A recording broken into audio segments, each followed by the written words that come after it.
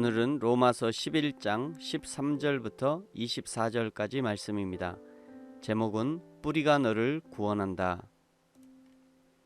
내가 이방인인 너희에게 말하노라. 내가 이방인의 사도인 만큼 내 직분을 영광스럽게 여기노니 이는 혹 내 골육을 아무쪼록 시기하게 하여 그들 중에서 얼마를 구원하려 함이라. 그들을 버리는 것이 세상의 화목이 되거든 그 받아들이는 것이 죽은 자 가운데서 살아나는 것이 아니면 무엇이리요.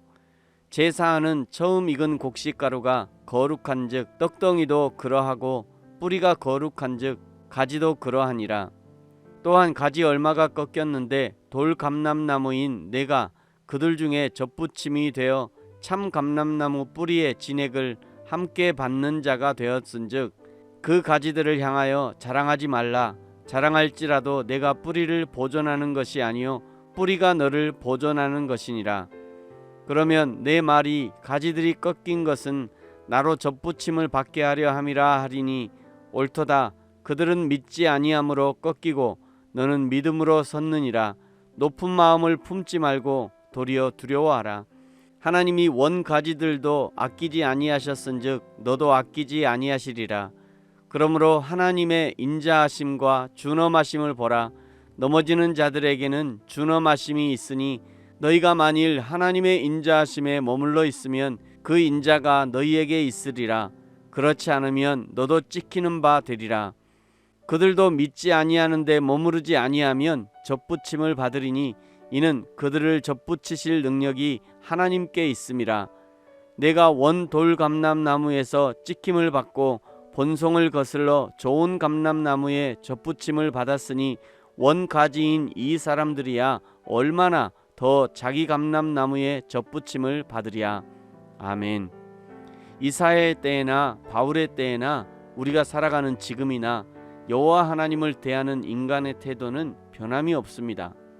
하나님을 싫어하고 대적하는 사람은 여전히 싫어하고 대적하고 하나님을 신뢰하는 사람은 상황과 형편에 상관없이 여전히 하나님을 신뢰하고 하나님을 향해서 사랑을 표현합니다.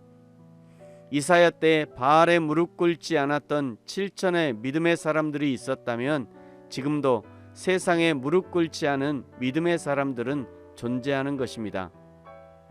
나의 신앙은 바알과 세상에 무릎을 꿇고 타협하는 신앙인가 아닌가는 누군가에게 물어보고 검증을 받을 것이 없이 자기 스스로 알 수 있습니다. 자기 스스로 부끄러움이 있다면 회개하고 하나님 앞에 바른 열심을 내야 하고 하나님과 사람 앞에 당당하다면 지금 하고 있는 신앙생활에 더욱 열심을 내면 되는 것이죠.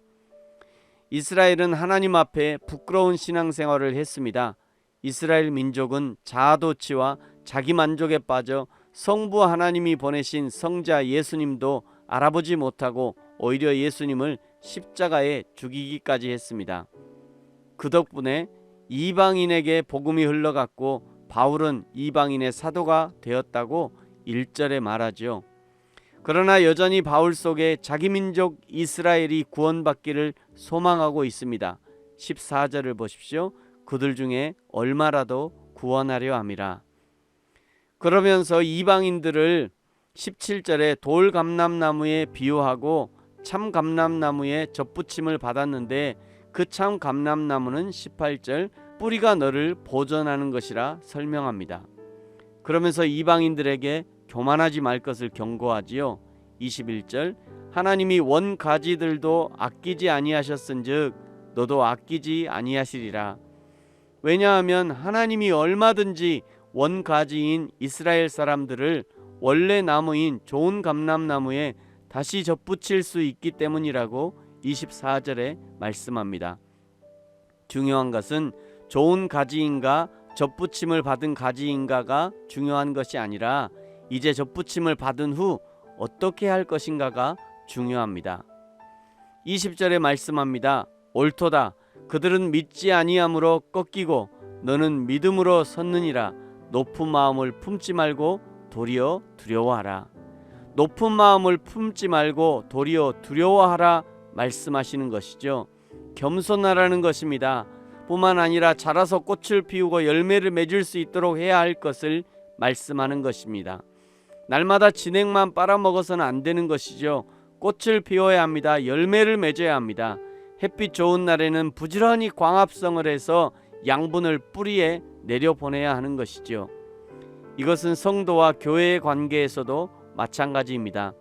하나님이 세상에 있던 한 사람을 교회에 접붙여 주시고 교회를 통해 생명을 공급받게 하셨다면 이제 성도는 날마다 교회로부터 진액을 빨아들여 성장해야 합니다.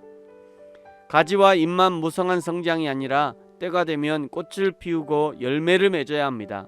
감람류를 짜서 성전 기름병에 기름을 채워서 성전을 밝히는 불빛이 되듯이 성도는 성장해서 나로부터 하나님의 복이 가정의 이웃에 흘러가야 하고 하나님의 나라와 교회에 귀하게 쓰임받기까지 성장해야 하는 것이죠. 그것이 우리를 택하시고 구원하신 하나님의 뜻입니다. 이 하나님의 뜻과 목적을 이루어드리는, 그리하여 하나님의 나라의 든든한 일꾼이 되어지는 저와 여러분이 되어지기를 예수님의 이름으로 축복합니다. 아멘. 기도하겠습니다. 하나님 아버지 감사합니다. 세상에서 사단 마귀의 자녀로 살다 죽어 영원한 지옥에 갈 운명이었던 우리를 하나님의 전적 주권으로 택하셔서 하나님의 자녀 삼으시고 이제 하나님 나라의 일꾼 되게 하시니 감사합니다. 우리를 하나님의 생명에 접붙이셨으니 하나님의 생명을 받아 나만 잘 사는 것이 아니라 내가 살고 가정이 살며 이웃을 살려내는 생명의 전달자로 살게 하시고, 그리하여 나를 통해 교회가 성장하고 하나님의 나라는 확장되어지는 귀한 역사가 일어나게 하여 주옵소서. 감사합니다. 예수님의 이름으로 기도합니다. 아멘.